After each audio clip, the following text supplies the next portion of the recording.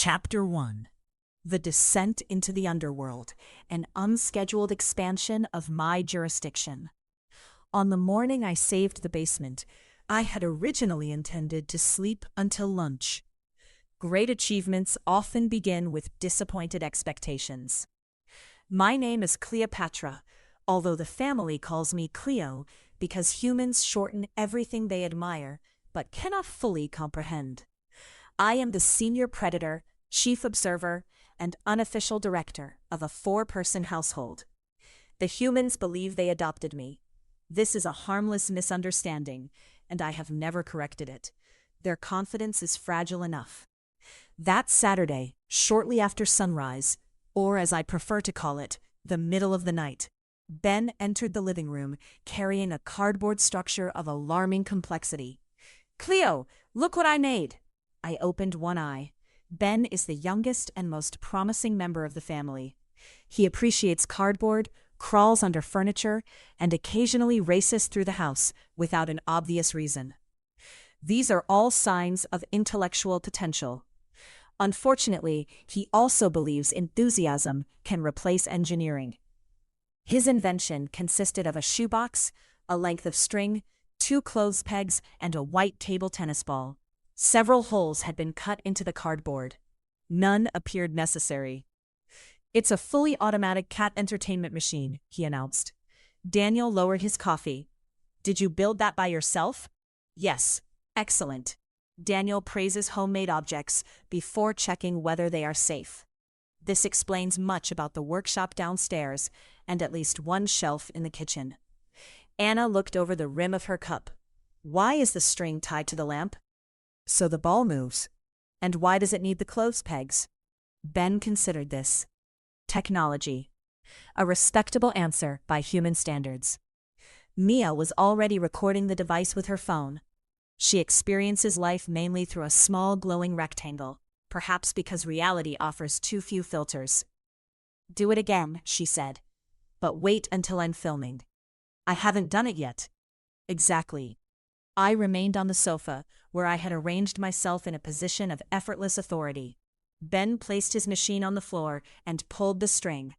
One clothes peg snapped shut. The shoebox lurched forward. The ball shot from a hole, struck Daniel's slipper, bounced beneath a chair, and continued into the hallway. Everyone watched it go. I did not. At least, not immediately. A mature cat does not pursue objects merely because they move. That would imply a lack of discipline. I was conducting a visual assessment of an uncontrolled projectile. The ball rolled past the coat rack and toward the basement door, which stood open. Daniel had gone downstairs earlier to fetch a screwdriver. He had returned with a roll of tape, an extension cable, and no screwdriver. Humans call this looking for something. The ball crossed the threshold and began bouncing down the steps. Tap, tap, tap. Each impact became quieter until the sound vanished into the lower regions of the house. Ben turned to me expectantly. "Go get it, Cleo." I gave him a long look. Retrieving objects is dog work. Cats secure evidence. Nevertheless, the projectile had entered an uninspected area. As head of domestic security, I could not permit unstable sports equipment to roam freely beneath the family home. I rose, stretched each leg with professional precision, and walked toward the basement door. Behind me, Mia whispered, "She's actually doing it." Naturally. Competence often surprises those who possess little of it. The first step was cool beneath my paws. The second smelled of dust. By the fourth, the familiar sense of breakfast and furniture polish had faded behind me. New layers emerged: concrete, detergent, dry wood, warm metal, and the faint mineral chill humans refer to as basement smell, as though giving a mystery a name were the same as understanding it. I paused halfway down. Above me, Ben was explaining his machine. "It needs one more peg," he said. "It needs fewer lamps," Anna replied. Then someone moved in the hallway. A shadow crossed the stairs. The basement door swung inward. I turned. The door closed with a quiet, decisive click. For several seconds I studied it. I was not trapped. Trapped is an emotional word used by creatures who have failed to evaluate their exits. I had merely experienced an unexpected change in access conditions. I climbed back up and inspected the lower edge of the door. There was no gap large enough for a paw, let alone the rest of me. The handle stood well above my head, designed by humans who believe doors should be operated only by individuals willing to stand on their hind legs. I rose, stretched, and touched the wood with one paw. The handle remained unmoved. This did not concern me. I tested the door again, not because the first attempt had failed, but because sound methodology requires repetition. The second attempt produced identical results, proving the door was stubborn rather than I was ineffective. From the other side came muffled voices. "Has anyone seen my coffee?" Daniel asked. "It's in your hand," Anna said. Their resources were clearly occupied. I descended to the bottom step and began my first territorial analysis. The staircase ended in a narrow passage with several doors. A weak bar of daylight entered through a small window near the ceiling. The walls were plain, the floor cold, and the air crowded with information. To the left lay the sharp scent of washing powder and damp cotton. Farther away, something metallic radiated steady warmth. Wood shavings drifted from another direction, mixed with oil, rubber, and the unmistakable aroma of projects Daniel had not finished. The table tennis ball rested beside a shoe rack. I approached it carefully. It was a small, hollow object with no scent, no judgment, and no obvious survival instinct.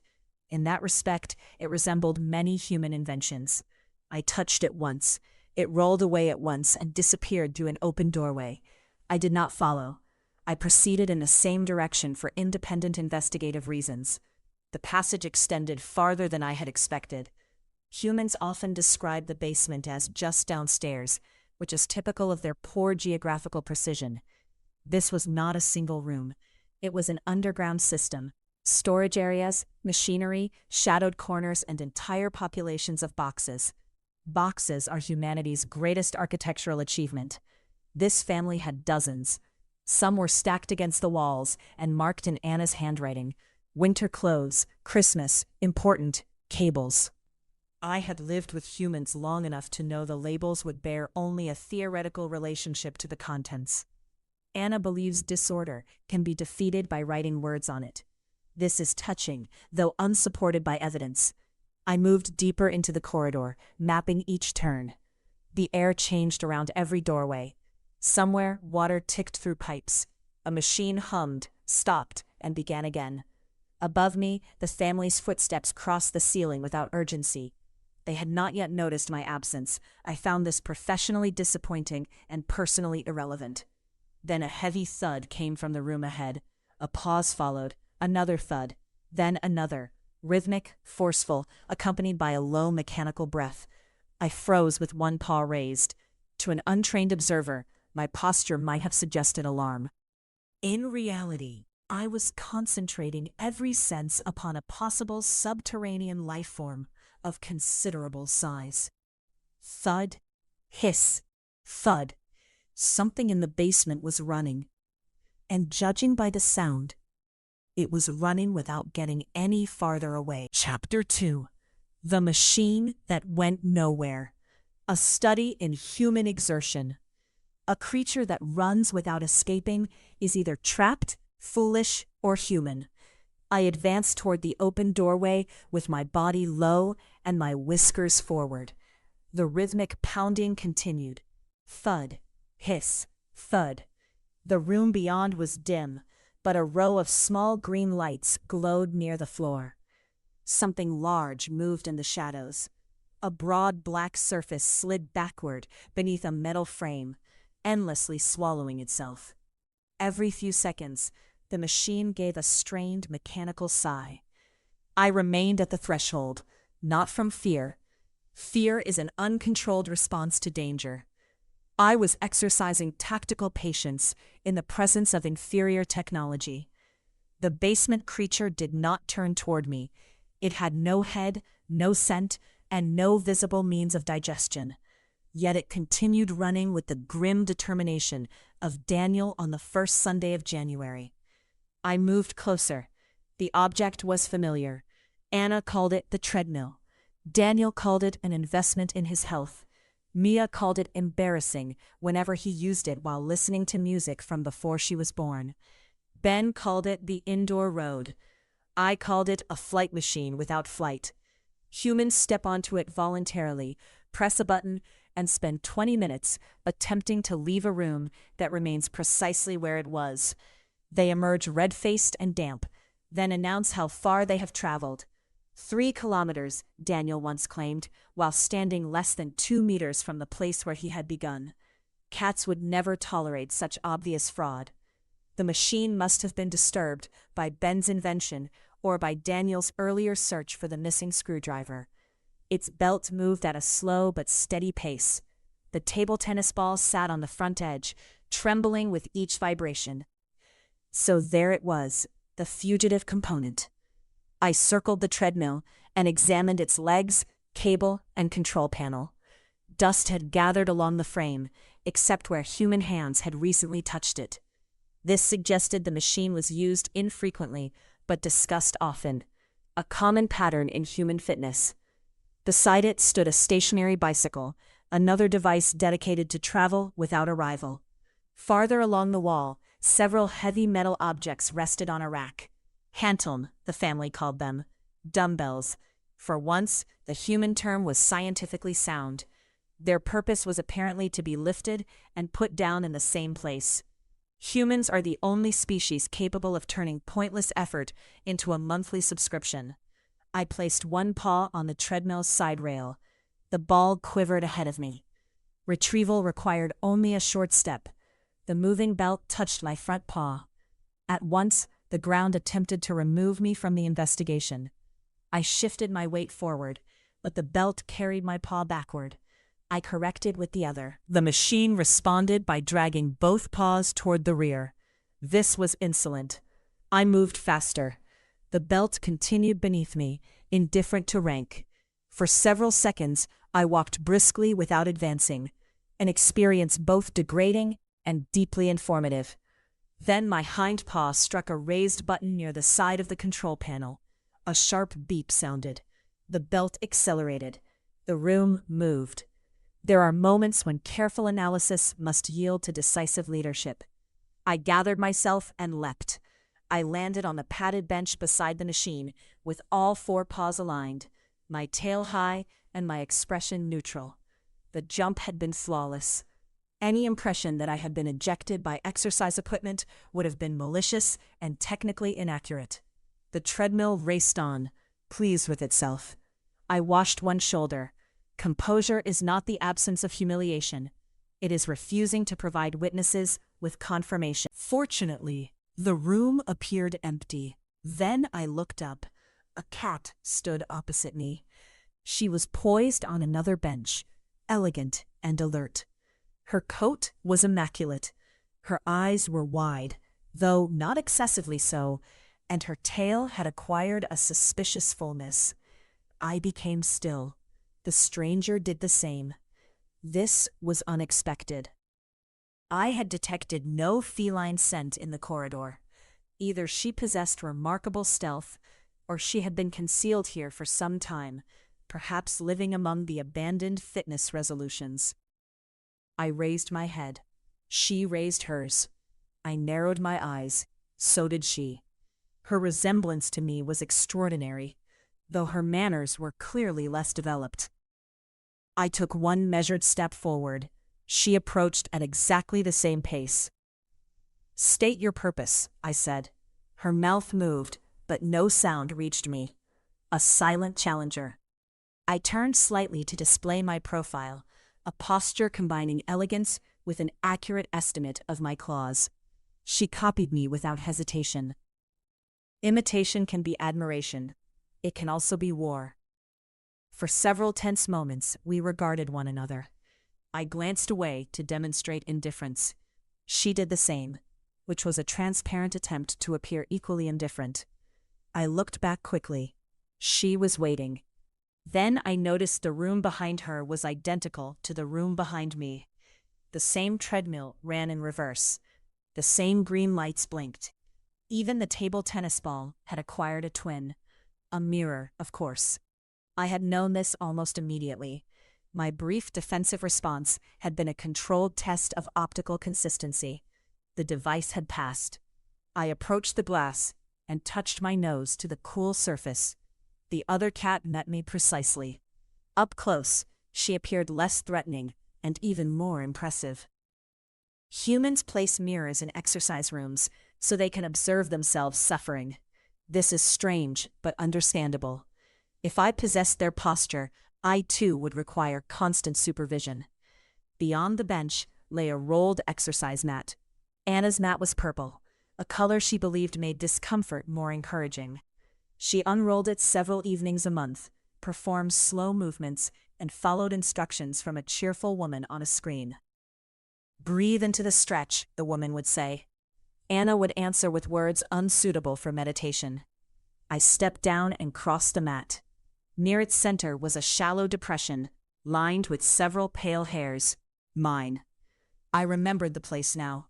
Months earlier, Anna had carried the mat upstairs and placed it in a square of winter sunlight. She had intended to exercise.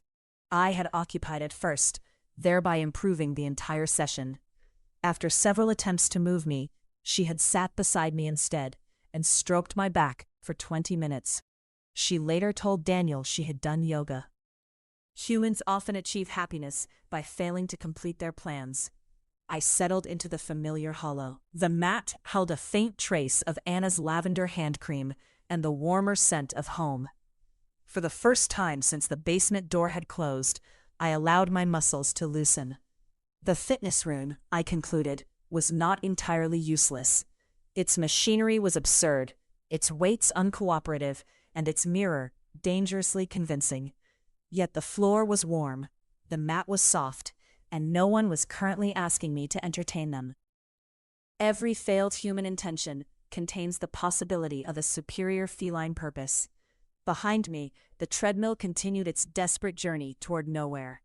The table tennis ball trembled at its edge, then slipped onto the moving belt. It traveled backward, dropped to the floor, and rolled through the opposite doorway. I opened one eye. At that moment, a deep whirring sound rose from the next room. It grew into a powerful spinning roar, followed by the sharp clatter of small hard objects striking glass. Buttons, perhaps, or teeth. The machine slowed, gathered itself, and began to spin again. I rose from Anna's mat with deliberate calm. Whatever waited beyond that doorway appeared to contain water, clothing, and a serious mechanical disagreement. The inspection was becoming interesting. Chapter 3. The Mystery of the Single Socks. Evidence from the round water prison. Water is useful in bowls, garden ponds, and carefully supervised quantities on bathroom taps.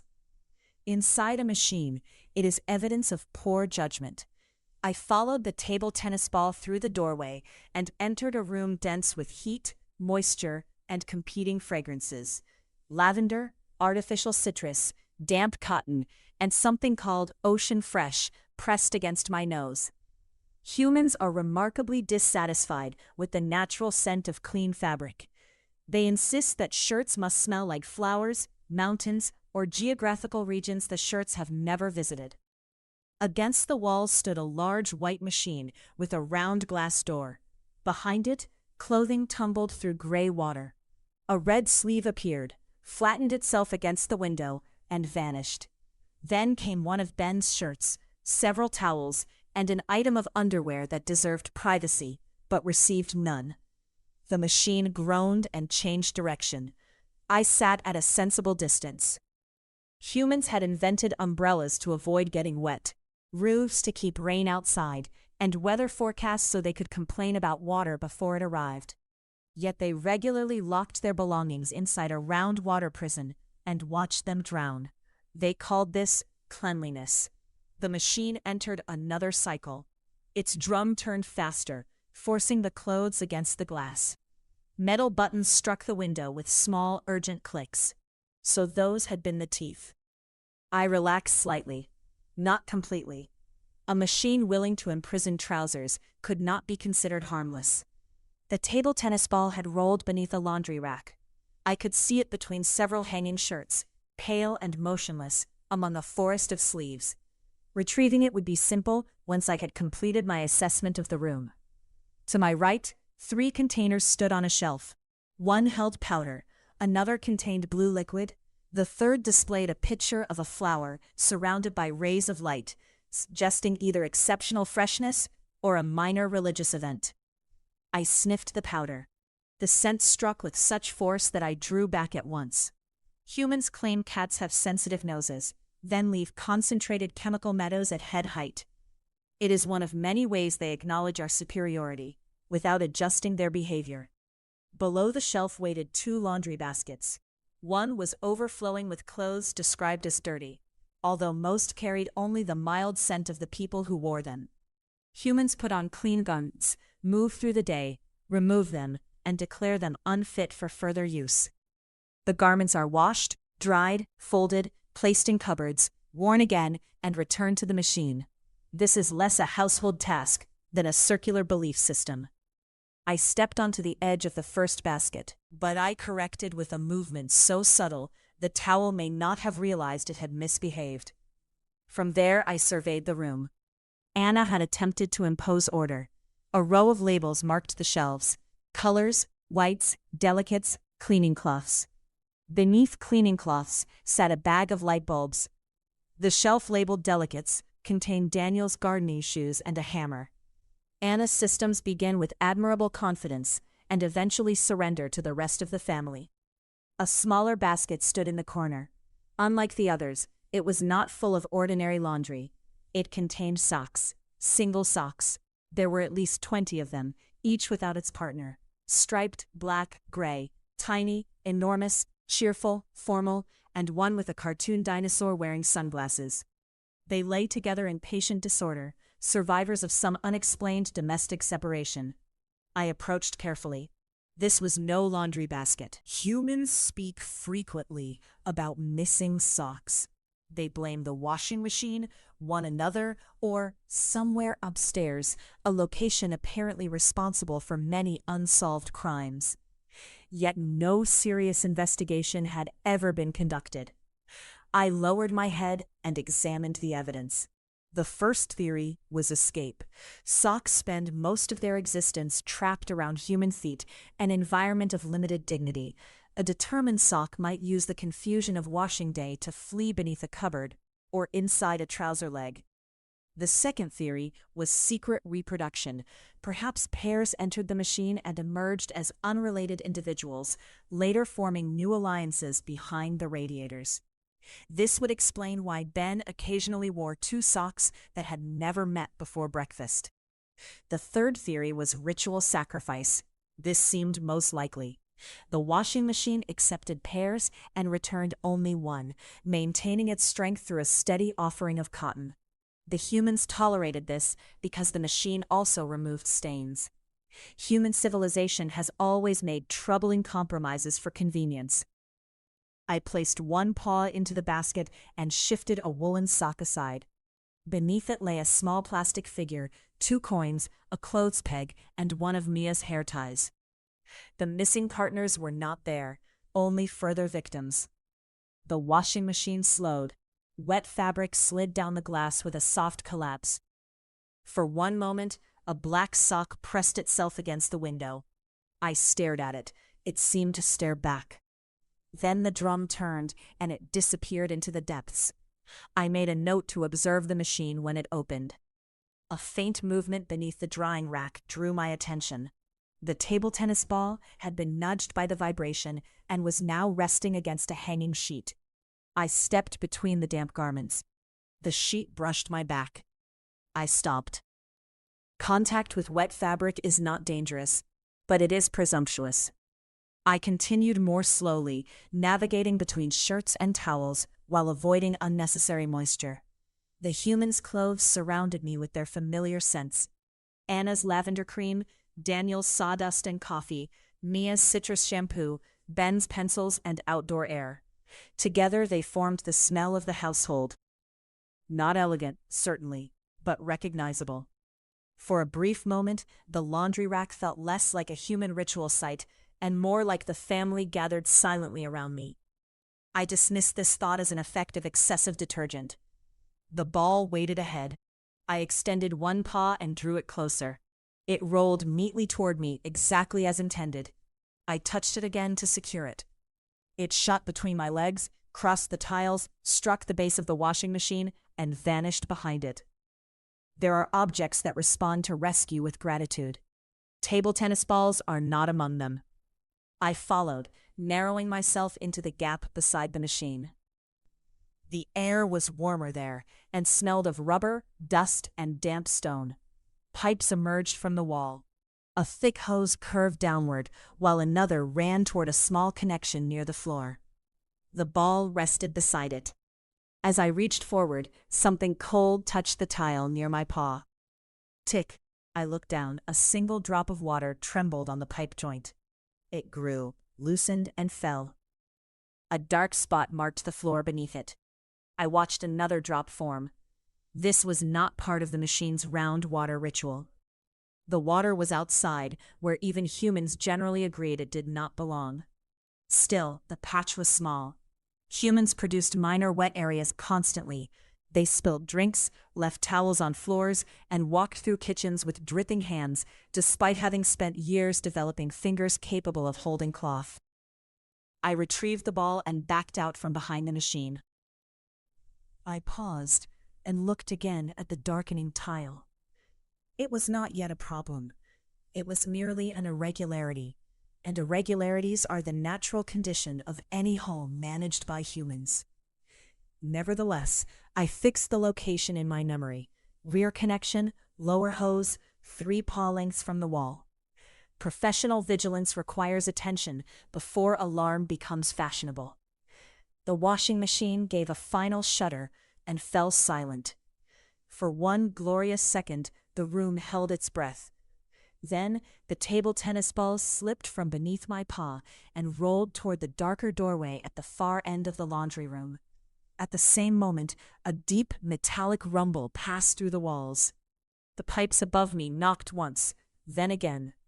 Somewhere beyond the doorway, a powerful mechanism awakened with a low growl. Warm air stirred along the floor, carrying the scent of heated metal. The dripping behind the washing machine vanished beneath the noise. I turned toward the darkness. Something in the next room had a heartbeat. Chapter 4. The Heart of Metal. Warmth, warning lights, and tactical vigilance. Every house has a heart. In well-designed homes, it is a sunlit place with cushions.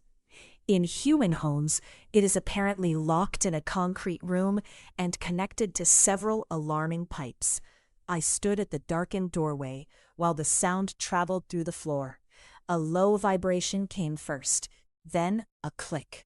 A rush of flame followed with such sudden force that I rose several centimeters into the air. This movement was not a jump. It was a controlled reflex developed by generations of highly advanced hunters. When uncertain machinery ignites without warning, a brief vertical assessment is entirely reasonable. I landed facing the room, claws extended for improved traction. The table tennis ball had stopped beneath the nearest pipe. I ignored it. A responsible investigator prioritizes potential combustion over recreational evidence. The heating room was smaller than the others and considerably warmer. Pipes crossed the walls in complicated patterns, turning at corners, vanishing into plaster, and reappearing where no logical creature would expect them. Red and blue valves protruded at intervals like mechanical flowers. Small gauges displayed numbers, without explaining whether those numbers were reassuring. At the center stood the boiler. It was tall, pale, and broad through the middle, with a dark panel near the top. One green light glowed steady beside it, and an orange symbol flickered with the discreet menace of an eye opening. The machine hummed. I remained perfectly still. It hummed again. I concluded that the humans were keeping a metallic life form beneath the house. The evidence was persuasive.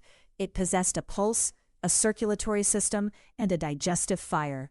Its veins ran through every room above us, carrying warmth into walls and floors. In winter, the family depended upon it. They fed it energy, checked its pressure, and reacted nervously whenever it made an unfamiliar noise. This was not a household appliance. It was a captive underground animal. Daniel visited it more often than anyone else. He would enter with the grave expression of a physician and stare at the display. "Pressure looks a little low," he once said. "Did you check the manual?" Anna asked from the doorway. "I know what I'm doing." He pressed a button. The boiler made a noise. Daniel pressed the button again, apparently surprised that his first act had produced consequences. "What does the error code mean?" Anna asked. "Probably nothing. Machines use warning lights to communicate danger. Daniel interprets them as personal criticism." I advanced one step into the room. The boiler clicked. I stopped. Nothing happened. I advanced another step. A pump started somewhere behind the casing, sending a shudder through the pipes. One of them knocked sharply above my head. I flattened myself to the floor. This was not fear. Fear is emotional confusion. I was reducing my visible profile in response to an unpredictable overhead event. The pipe gave a second knock, softer this time. Humans call these noises normal. They use the word normal for anything that happens often enough to become inconvenient to investigate. I rose and inspected the nearest gauge. Its black needle pointed toward a green section between two red ones. This seemed unnecessarily dramatic. Cats do not require colored zones to know whether we are functioning. We eat, sleep, stretch, and judge others. If one of these activities becomes impossible, we address the matter directly. The boiler's display showed 62. 62 what, it did not say. Degrees? Warnings? Remaining years of service? Human machines enjoy presenting information without context. It allows them to appear knowledgeable while leaving everyone else anxious. The table tennis ball shifted beneath the pipe as warm air moved across the floor. I approached it, but a new sound rose behind me, a thin metallic ticking that accelerated, paused, and began again. I turned slowly. The boiler was heating. Its casing expanded with faint clicks. Water rushed through hidden channels. The pipes trembled in their brackets, as though the metal creature were waking limb by limb. For one unpleasant instant, I imagined the orange eye brightening, the casing opening, and the entire thing stepping away from the wall, on legs Daniel had forgotten to mention. I prepared to retreat with dignity. Instead, a wave of warmth reached me. It traveled across the tiles and settled into my coat. I reconsidered. Many dangerous institutions offer advantages. Humans tolerate employment for income, supermarkets for food, and family group messages for occasional useful information. The boiler, though noisy and possibly alive, produced excellent heat. I followed the warmest pipe to the corner. Beneath it lay a folded blanket. The blanket was dark blue and carried my scent. I knew it immediately. During the previous winter, Daniel had placed it beside the radiator in the study. He had done so after finding me asleep in his chair for the 5th evening in a row. "This is not for Cleo," he had announced while arranging it carefully. "It's just to keep the chair free." Anna looked at the folded blanket, then at him. "Of course. I don't want her getting used to it." The next morning, he moved it closer to the radiator because the floor had been cold. Humans often disguise affection as furniture management. I stepped onto the blanket. It had been stored here for the warmer months, waiting for the family to remember winter again.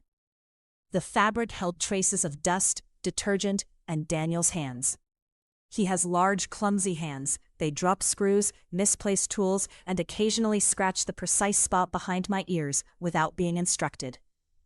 This does not excuse his many deficiencies, but scientific fairness requires the fact to be recorded. I circled twice and settled beneath the pipe. The metal heart continued its work around me. Now that I understood its rhythm, the noises seemed less threatening. The first click announced ignition. The rush that followed was flame. The soft hum came from the pump, and the knocking pipes were merely the house adjusting to warmth. Understanding is one of the more effective forms of courage. Warmth is another. For several minutes, I rested. Above me, the system carried heat upward to the people who had not yet noticed I was missing. Perhaps Anna was wrapping both hands around her coffee. Perhaps Ben was adding further technology to his cardboard machine. Mia would be looking at her phone. Daniel might still be searching for the screwdriver, possibly in the refrigerator. They were disorganized, inattentive, and dependent upon a metal creature they'd barely understood. They were also mine. I closed my eyes. Then I heard it.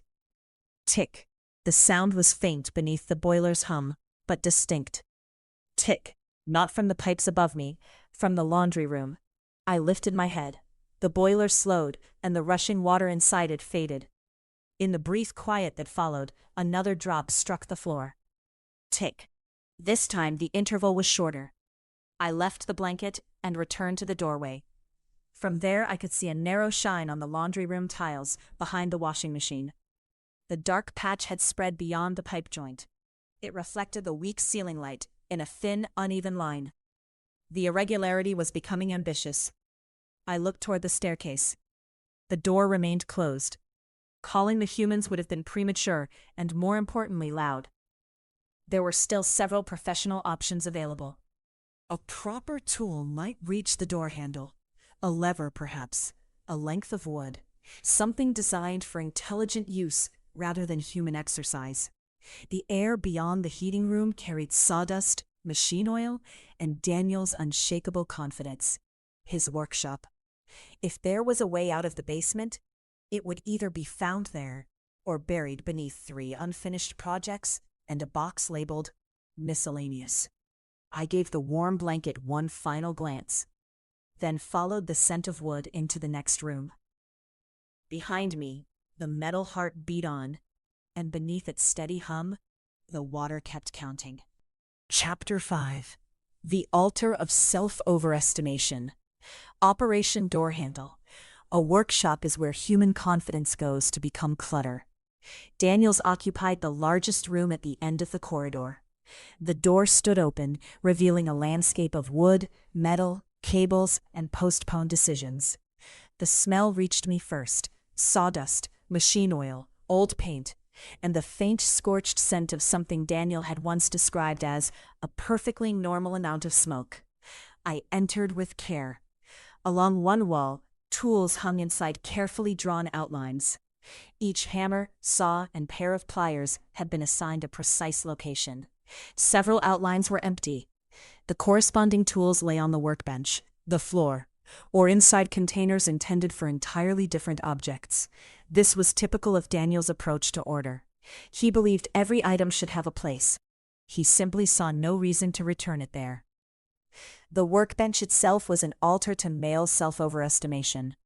On its surface rested half a wooden shelf, the wheel of a small cart, 2 jars of screws, an unplugged lamp, 3 pencils, a mug containing no coffee but 7 drill bits, and a metal bracket whose purpose had apparently been forgotten by everyone, including the bracket.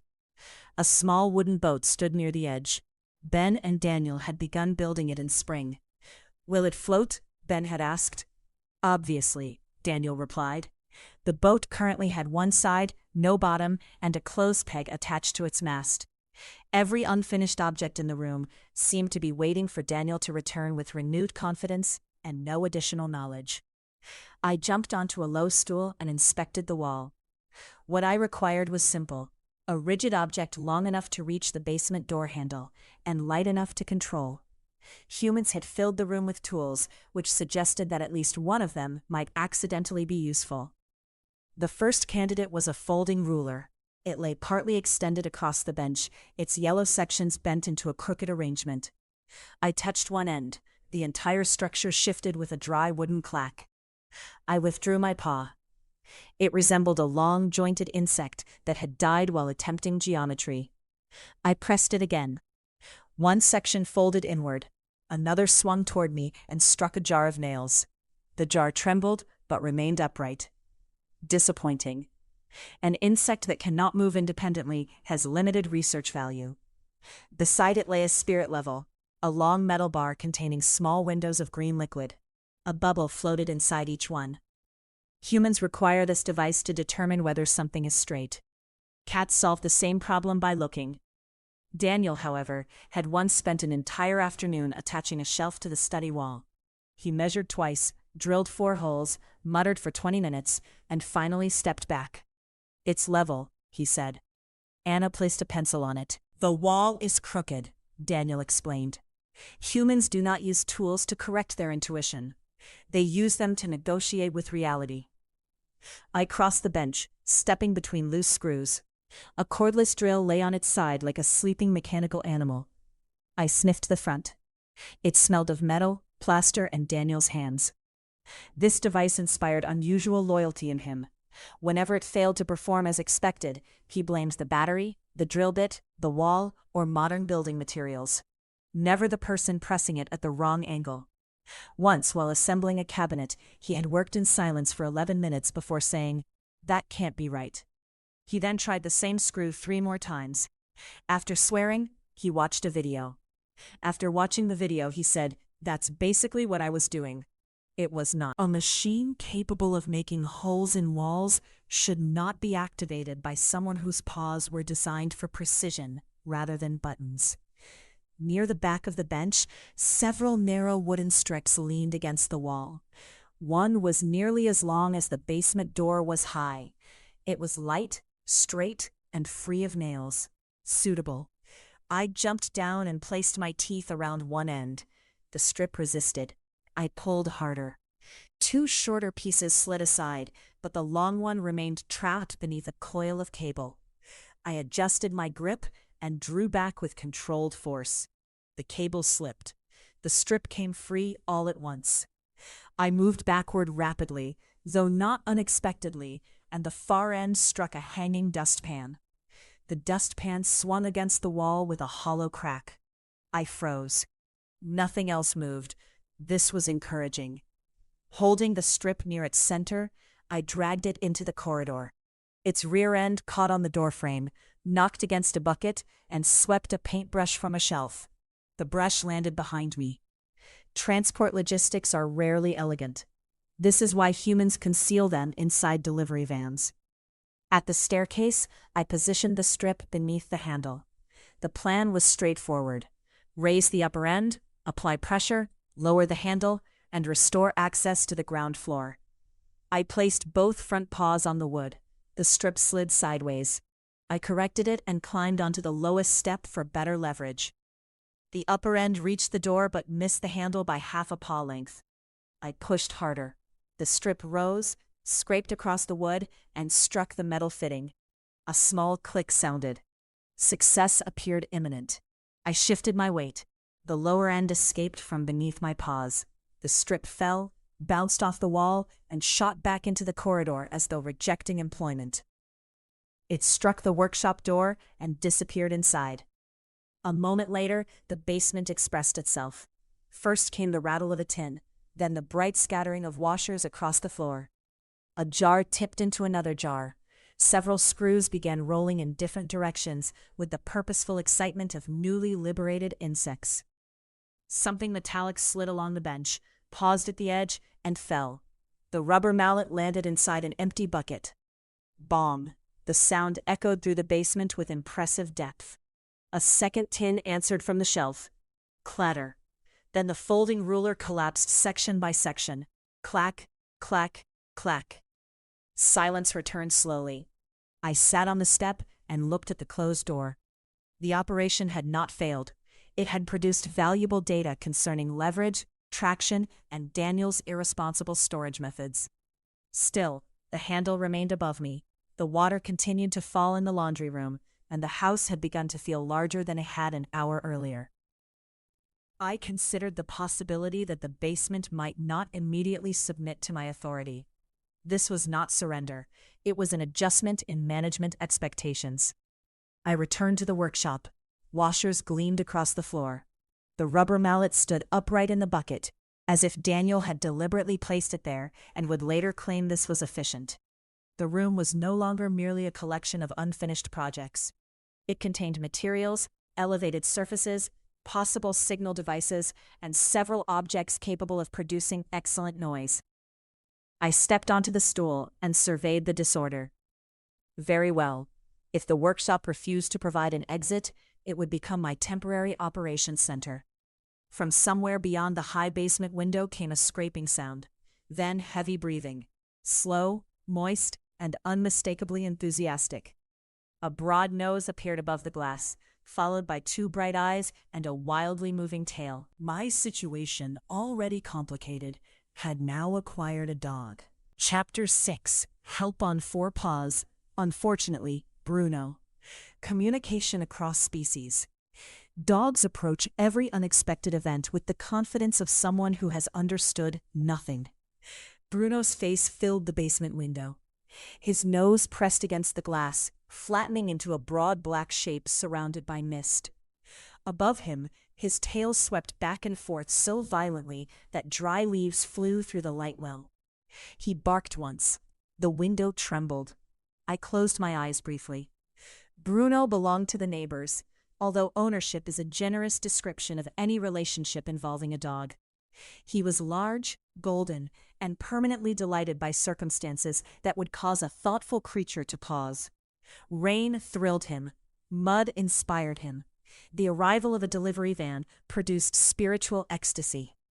Now he had discovered me underground. His joy was immediate and excessive. "Cleo," he said, his voice muffled by the glass. "You're in a hole. This is a basement hole. It is part of the house. You live under the ground now? No. Can I live under the ground? No." He considered this for less than a second, then barked again. I jumped onto a storage crate beneath the window. From there, the sill was within reach, though the glass still separated us. The window opened inward from the top, leaving a narrow gap. I placed my front paws on the ledge and looked up. Bruno's tongue appeared. I moved back before it could make contact. "There are limits to diplomacy." "Listen carefully," I said. "The basement door is closed. I require a human to open it." Bruno tilted his head. One ear rose while the other remained folded. "You want to open the door?" "I want you to fetch a human." "A human?" "Yes." "Which one?" "Any competent adult." His expression brightened. "I know Daniel." I said competent, but Daniel will do. Bruno disappeared from the window. I waited. This had gone better than expected. Dogs possess neither subtlety nor restraint, but they can occasionally perform simple transport tasks. Humans have used them for centuries to find lost travelers, guide the visually impaired, and carry objects. Surely one could alert a man standing less than 20 meters away. Scraping came from above. Bruno's head returned. A stick dropped into the light well and struck the glass. "There," he announced. I looked at the stick. It was damp, crooked, and significantly shorter than the wooden strip I had already tested. "What is that?" "You asked me to fetch. I asked you to fetch a human. I fetched this." "This is a stick." "Yes, I am aware. It's a very good one." Bruno's tail resumed its assault on the surrounding vegetation. Dogs consider sticks a universal solution. They retrieve them from parks, rivers, gardens, and occasionally living trees. No one has ever established what final objective this serves. The sticks are not eaten, stored, or converted into shelter. They are simply carried with tremendous conviction. "I do not need a stick," I said. "Do you want me to throw it?" "You have misunderstood both the object and the situation. I can get another." Before I could prevent him, he vanished. I looked toward the workshop. A washer completed a slow circle on the floor and fell flat. From the laundry room came the steady sound of water. Tick. The intervals were no longer generous. Bruno returned carrying an old gardening glove. He dropped it beside the stick and panted with satisfaction. "This smells like a human." "That is because it belongs to one. So I brought part of a human. I require the entire person." He stared down at me, working hard. The effort was visible, and by his standards heroic. "Should I get the other glove?" "No. Go to the house. Find Ben, Anna, Mia, or Daniel. Bring them here." I'm good at barking. This is the first encouraging fact you have presented. He spun around and raced away. For several moments, I could hear him crossing the garden. A gate rattled, leaves scattered. Something plastic overturned. Then silence settled around the window. I remained on the crate, listening. No footsteps approached. No human voice called my name. Instead, Bruno returned with a faded rubber ball crushed between his teeth. It had once been blue. Time, weather, and prolonged contact with Bruno had changed its ambitions. He dropped it into the light well. "I brought a ball," he said. "I can see that. Do you like balls? There is already a ball in the basement. It is responsible for much of this situation. We can have two." I studied him through the glass. It is difficult to remain angry with a creature who offers his most treasured possession without hesitation. The ball was wet, misshapen, and deeply offensive to the nose. But Bruno had surrendered it as though placing emergency equipment at my disposal. His reasoning was useless. His intention was not. "You are trying to help," I said. "Yes." His entire body moved with the answer. This seemed to delight him more than it should have. Then again, dogs do not ration sincerity. They give it away in reckless quantities, without considering whether it makes them look foolish. Cats are more careful. We understand that affection should be disguised as proximity, and loyalty presented as routine. Open devotion creates expectations. Still, there was something almost respectable in Bruno's determination. Almost. "Then help correctly," I said. "Make enough noise for the humans to notice." Bruno inhaled. I realized too late that precision would have been useful. He barked directly into the light well. The sound struck the glass, filled the workshop, and returned from every concrete wall. A jar of screws vibrated on the bench. My whiskers moved in the pressure. He barked again and again. This was not a signal. It was a weather event. "Bruno!" a man shouted from the neighboring garden. Bruno paused, his ears lifted. "Bruno, leave the window alone." He looked at me, then toward the voice. "Stay," I ordered. "Bring him here." "I'm being called." "Yes, use that." "I have to go." "You absolutely do not." "Bruno!" His owner's voice came closer. Footsteps crossed the path above. For one hopeful second, a human shadow passed over the light well. Bruno barked and stared down at me. The shadow stopped. "What have you found, boy?" At last, I rose on my hind legs and placed both paws against the glass. Bruno's owner leaned toward the window, but Bruno seized the stick, bound it in a circle, and presented it with overwhelming pride. "Oh, you found your stick," the man said. I lowered my forehead to the glass. Bruno had achieved human attention and immediately wasted it. "Come on," his owner said. His tail slowed. For once, his expression held something beyond enthusiasm. He looked from me to the man and gave a short, uncertain whine. "I'm sorry," he said. It was a simple apology, entirely free of dignity. I found it unexpectedly difficult to mock. "You produced a usable signal," I told him. "Your follow-through was inadequate." His tail lifted slightly. Did I help? Statistically, the possibility cannot be excluded. This appeared to satisfy him. He allowed himself to be led away, looking back twice before disappearing beyond the edge of the window. The damaged ball and gardening glove remained in the light well, evidence of a rescue effort conducted with energy, generosity, and no practical result. I stepped down from the crate. The workshop seemed quieter after Bruno. The mission had been tactically undersupported. That was the official conclusion. I was not trapped, abandoned, or concerned. I had simply exhausted one unreliable external resource. Then a colder scent reached me. Water. I returned to the laundry room. The dark patch behind the washing machine had escaped its corner. A thin stream now curved across the tiles, widening as it moved. Beneath the hose, drops fell in quick succession, no longer separate events, but part of a continuous intention. Tick, tick, tick. The table tennis ball floated at the edge of a small growing puddle.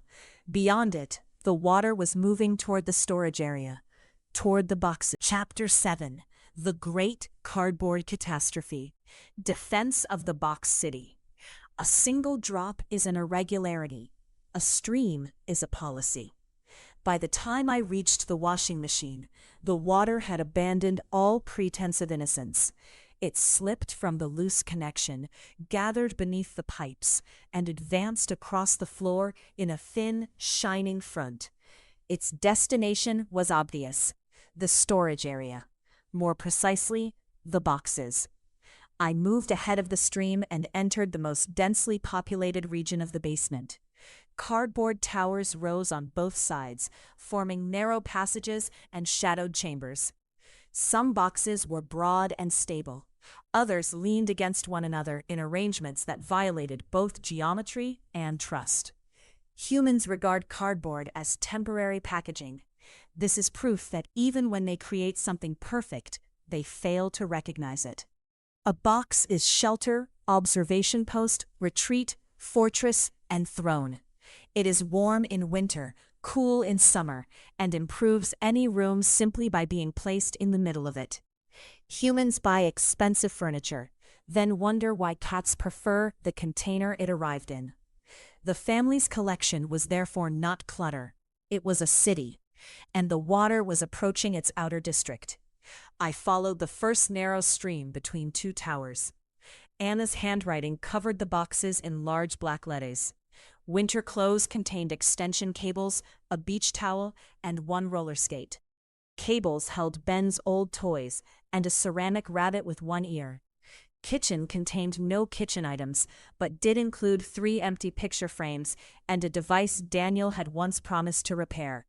The box marked important was sealed with twice as much tape as the others. I climbed onto a smaller carton and pressed my nose against a gap in the lid. Inside were old instruction manuals, expired guarantees, unidentified keys, and several envelopes no one had opened in years. Humans use the word important for objects they are afraid to discard but have no intention of finding again. At the far end of the aisle stood the Christmas district. It occupied enough space to support a minor government. 11 months of every year, the family stored artificial branches, colored lights, wooden stars, and a red fabric figure representing an elderly stranger with unusual access to private homes. For 4 weeks, these objects were carried upstairs and described as magical. Then, they returned underground. Human tradition is largely a system of moving the same possessions between floors. Water reached the first box. The cardboard darkened at the bottom edge. I stopped. This was no longer a theoretical concern. Once wet, a box loses structural discipline. Its walls soften. Its corners surrender. Entire layers collapse under loads they supported confidently while dry.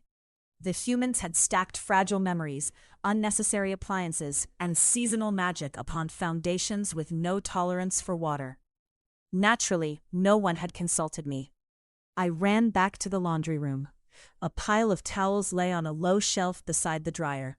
They were clean, folded, and therefore considered too valuable for the floor.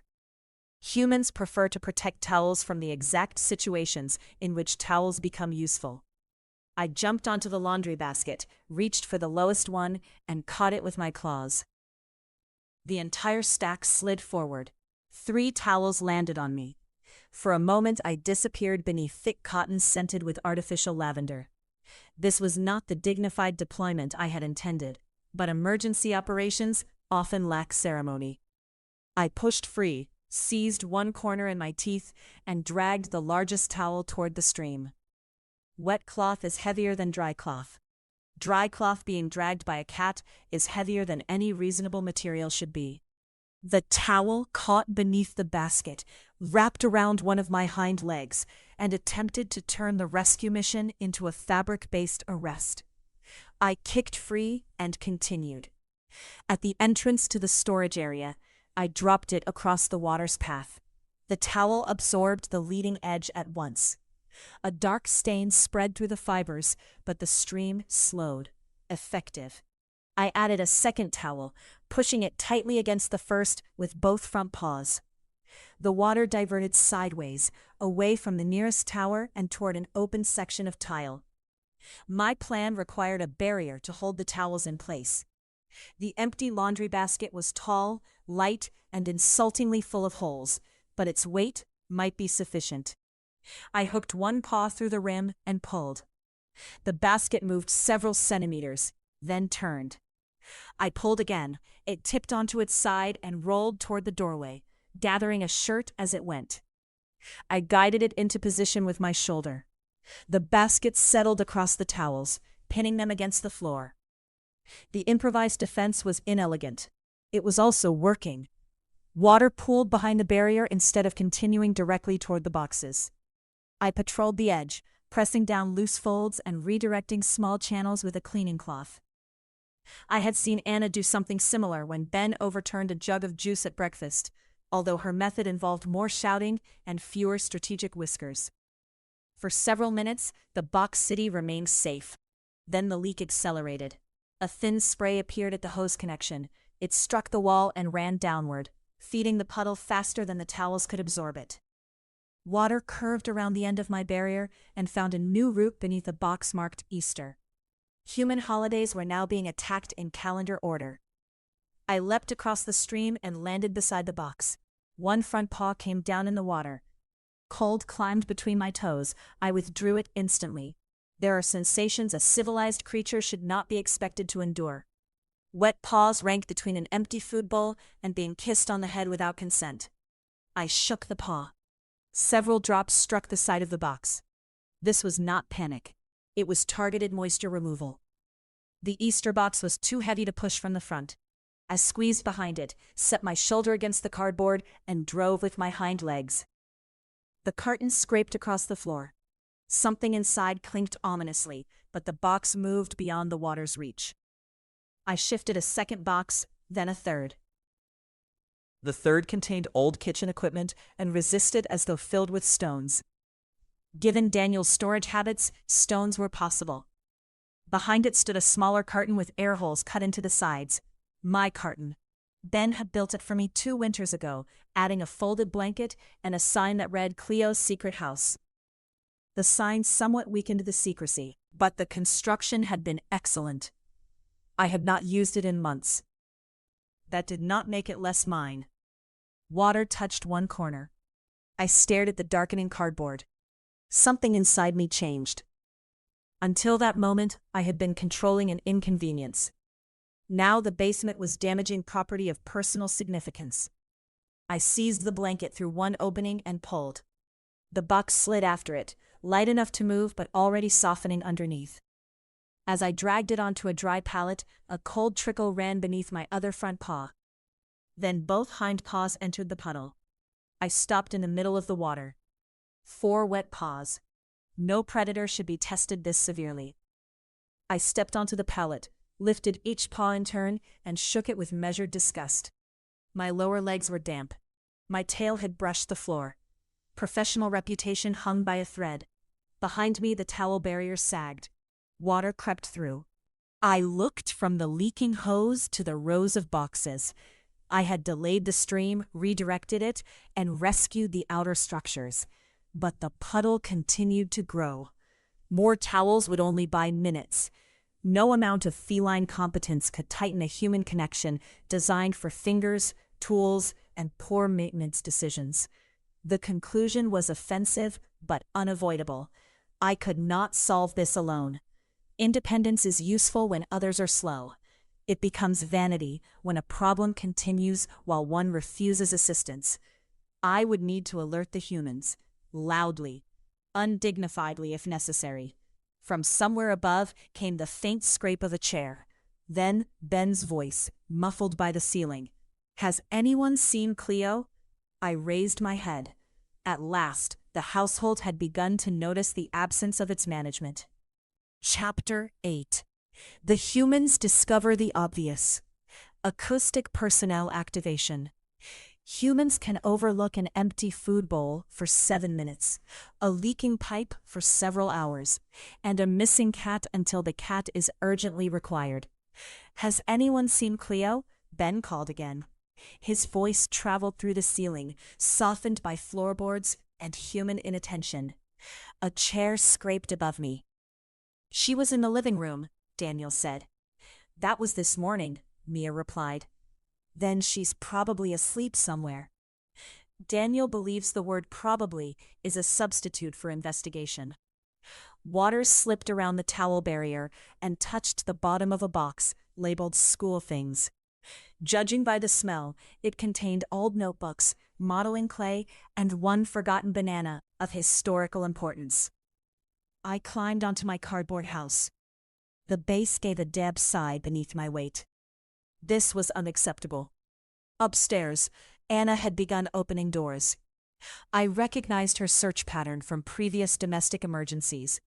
Brisk footsteps, cupboard hinges, short pauses, then the increasingly forceful closing of drawers that had clearly failed her. "Cleo," she called. I looked toward the ceiling. Anna checked cupboards because humans assume anything missing has been placed inside something else. This is not unreasonable in their household, but it reveals a limited understanding of cats. We do not become lost in cupboards. We enter them deliberately and remain until the person searching has become emotionally prepared to apologize. "She's not in the bedroom," Anna said. "I'll check the wardrobe," Mia replied. "You just said she wasn't in the bedroom. She could be in the wardrobe." A door opened. "Cleo?" Mia's voice sounded casual, but the pause afterward did not. I could picture her standing with the glowing rectangle in one hand, expecting to find me on a pile of black clothing, where my pale hairs would produce maximum visual impact. Another door, more footsteps. "Try the treat bag," Daniel suggested. A cupboard opened upstairs, followed by the unmistakable rattle of dried food. I remained where I was. Normally that sound would justify immediate attendance. Under present conditions, however, I refused to abandon a structural emergency for poultry-flavored bribery. The silence that followed appeared to trouble them. "She always comes for those," Ben said. At last, a scientifically valid observation. I jumped down and hurried to the basement stairs. Behind me, water continued its quiet occupation of the storage area. I struck the lower door with one paw. Thump. No response. I struck it again. Thump. "Did you hear something?" Anna asked. "Pipes," Daniel said. When a house produces an unexplained sound, Daniel blames the pipes. The pipes are unable to defend themselves, and have therefore become responsible for every knock, click, whistle, and badly secured shelf. I extended my claws and dragged them down the wood. Scratch. Footsteps stopped overhead. There was a brief silence. Then Daniel said, "She can't be in the basement." This was an impressive conclusion from a man who had not opened the basement door. "Why not?" Anna asked. "The door's closed." I pressed my forehead against it. Humans often mistake the current state of an object for evidence that it has always been that way. Ben's footsteps crossed the hallway at speed. "The ball." "What ball?" Mia asked. "The ball from my cat machine. It went downstairs." A pause followed. "And Cleo followed it," Ben said, his voice suddenly smaller. The basement seemed to become very quiet around me. Above, no one spoke for a moment. Their concern entered the silence before their words did. "Daniel," Anna said, "I'm checking." The handle moved, once, then stopped. "It opens toward you," Anna said. "I know that." The handle moved again, followed by the sound of Daniel applying strength before thought. The wood shifted, but did not open. Something, perhaps the fallen strip, had lodged near the bottom on my side. Water tapped steadily in the distance. My cardboard house made another soft, weakening sound. I required a stronger signal. On the workshop floor lay several metal washers and the empty bucket from my earlier door handle operation. I ran back, jumped onto the stool, and pushed the nearest jar with my shoulder. It moved half an inch. I pushed again. The jar reached the edge of the bench.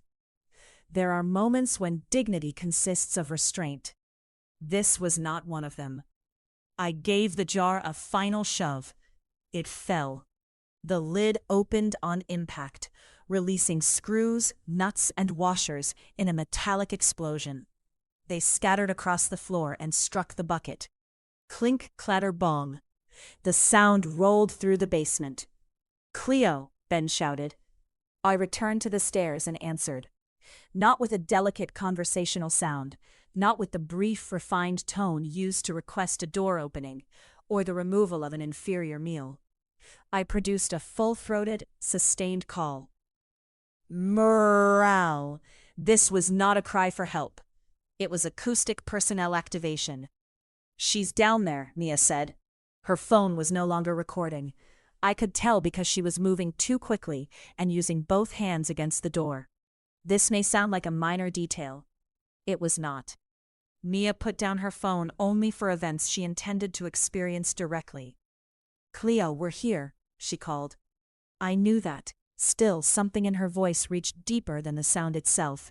The humans were no longer searching because I had disrupted their routine. They were searching because the house felt wrong without me in it. Ben called my name again.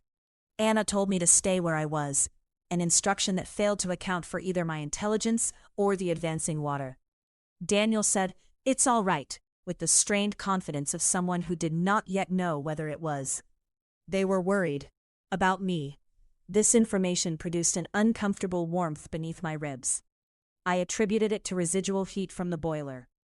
Outside, Bruno began barking. Once, twice, then continuously.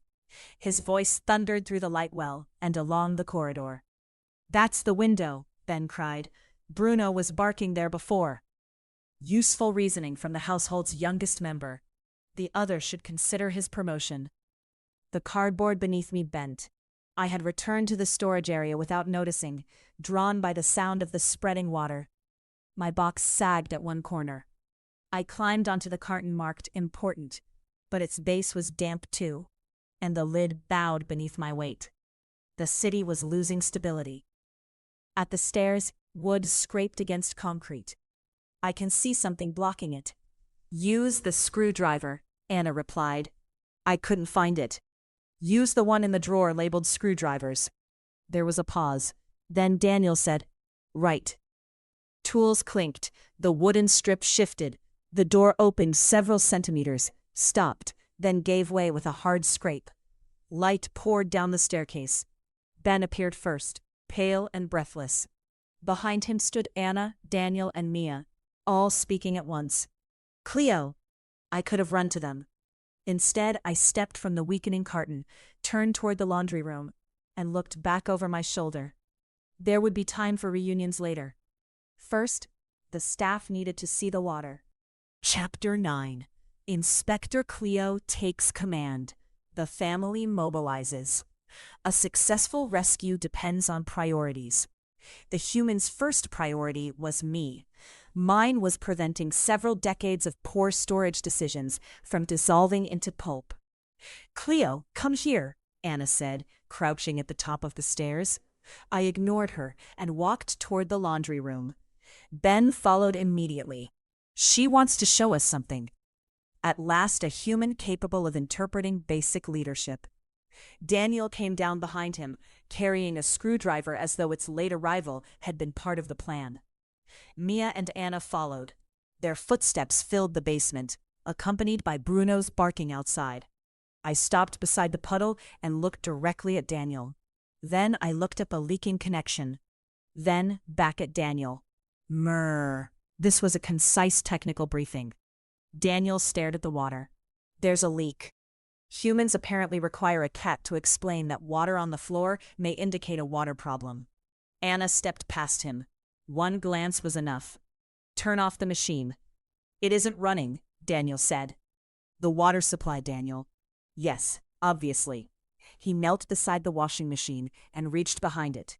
His sleeve touched the puddle. "Cold," he said. Ben looked at me. "Cleo already knows that." I lifted one wet paw in support of his testimony. Anna located the shutoff valve, turned it firmly, and watched the spray weaken. Within seconds, the stream became a trickle, then a series of reluctant drops. Daniel examined the hose connection. "It's probably just the seal." "Probably?" Anna asked. The fitting may have loosened. Can you fix it? Daniel gave the small, confident nod he usually reserved for tasks that had not yet begun. Of course.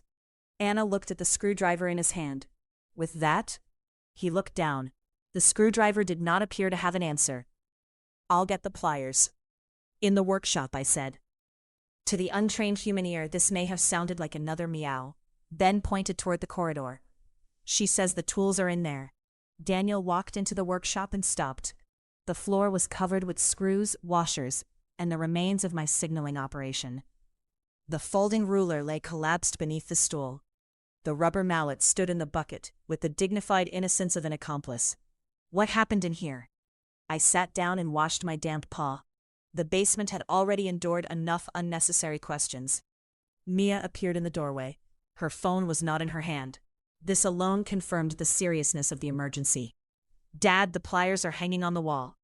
I know. He had been looking at the workbench. Mia took the pliers from their outline and handed them to him. Meanwhile, Anna surveyed the storage area. Oh no, the boxes.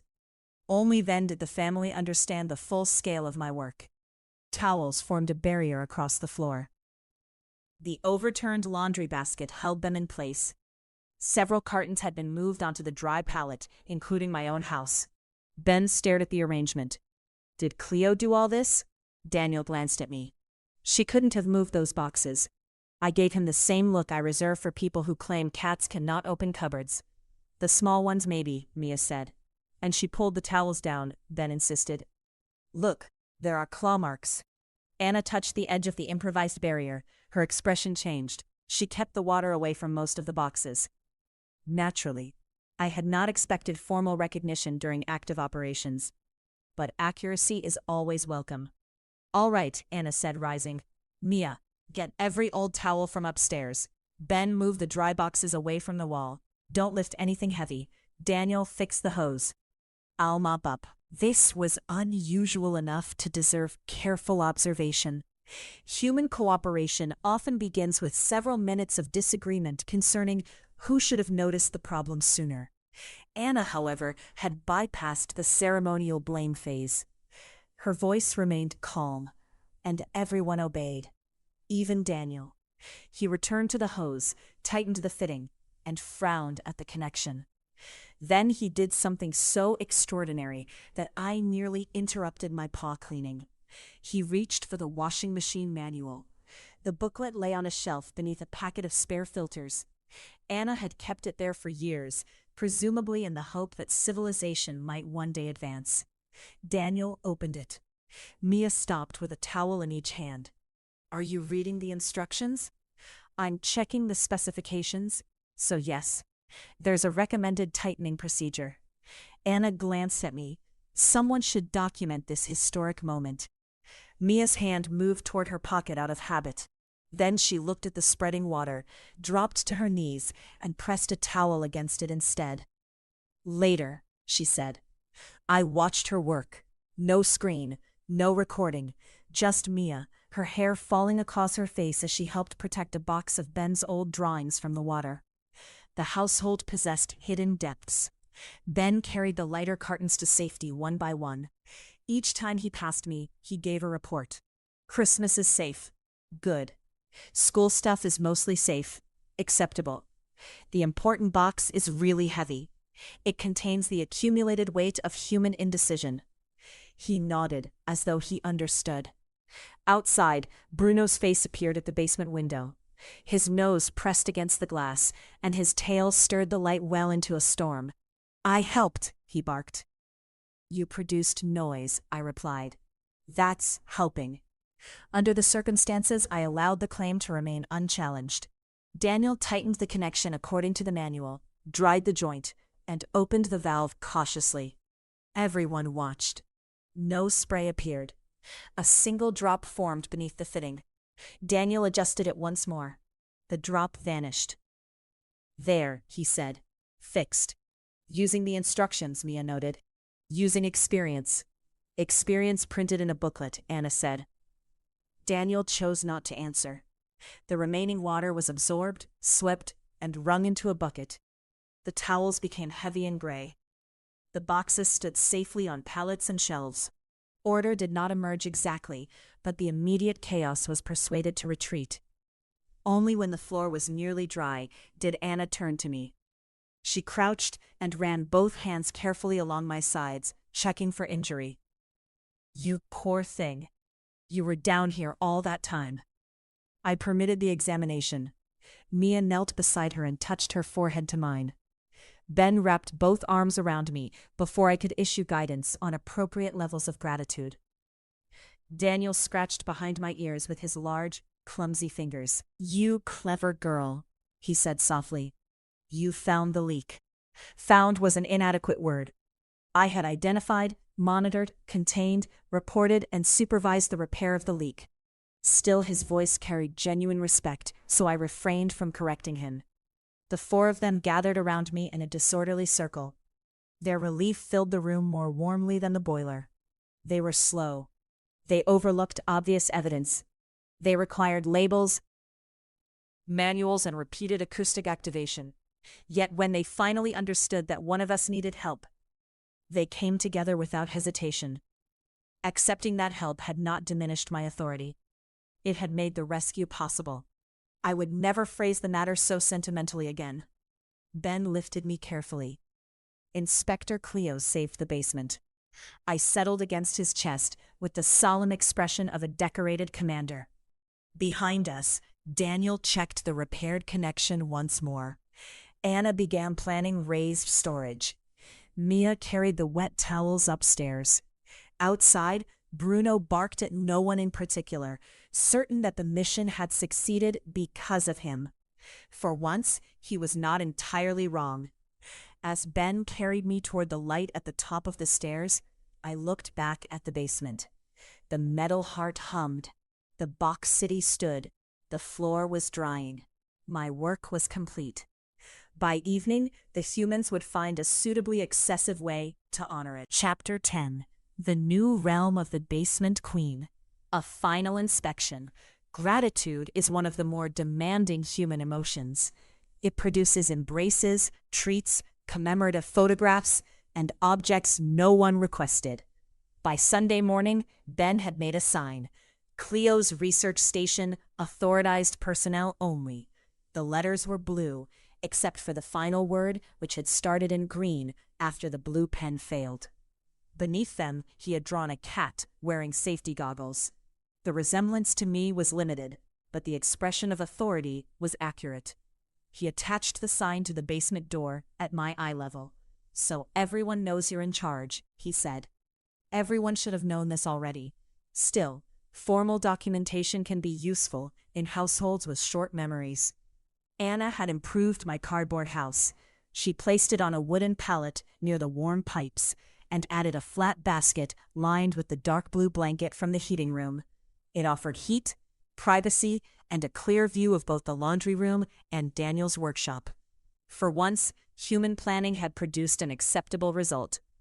Daniel inspected the washing machine hose 3 times. "I was going to check it anyway," he said. Anna looked at him. "When?" "This weekend." "It is this weekend."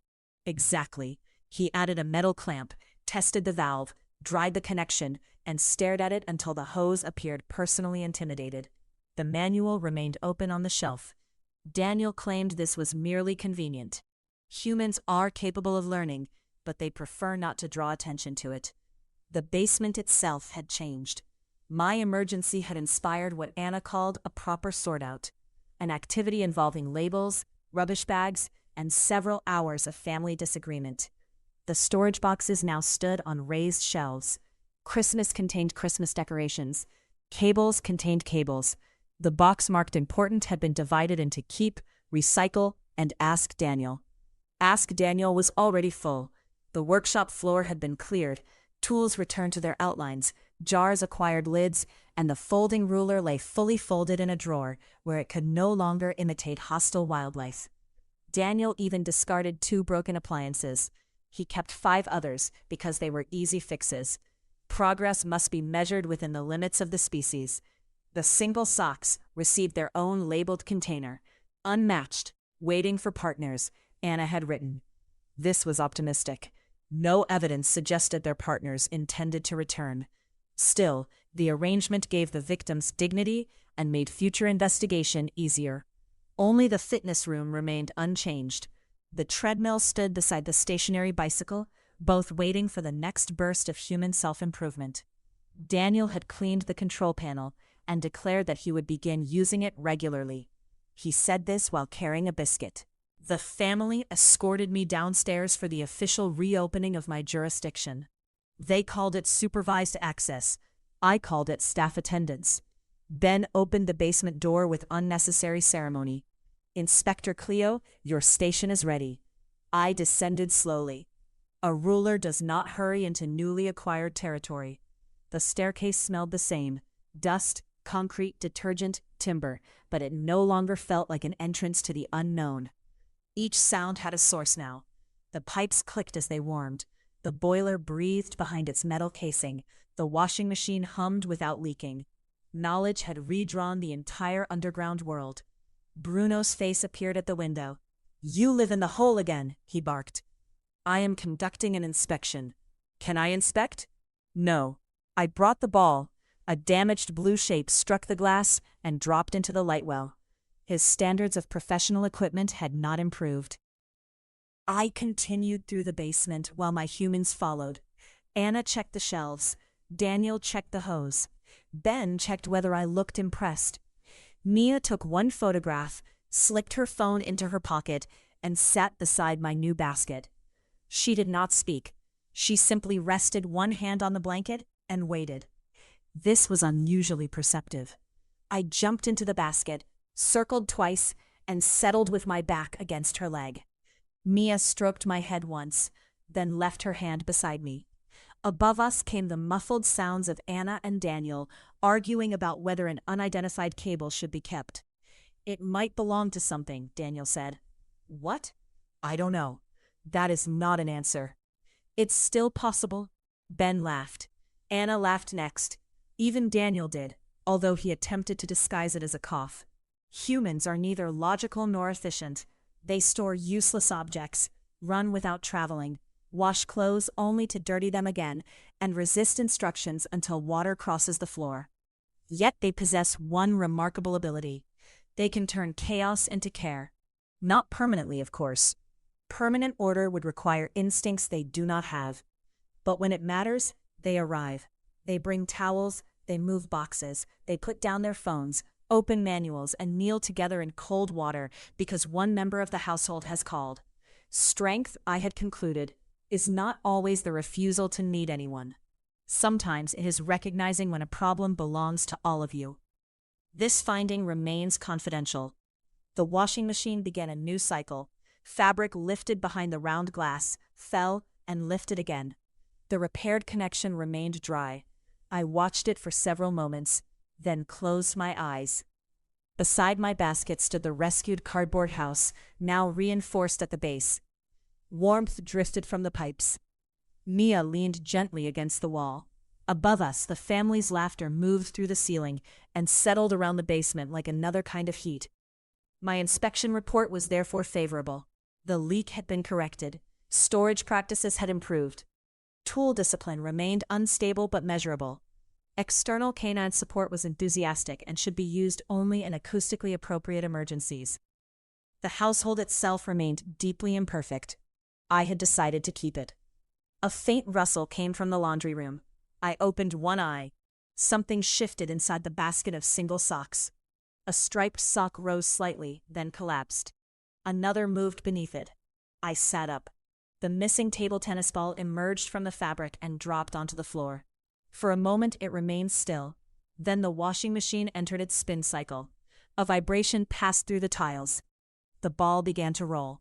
It crossed the laundry room, curved through the doorway, and disappeared into Daniel's workshop. Mia looked at me. "Are you going after it?" Stretched each leg with professional precision and raised my tail. After all, authorized personnel must remain vigilant. The next inspection had begun.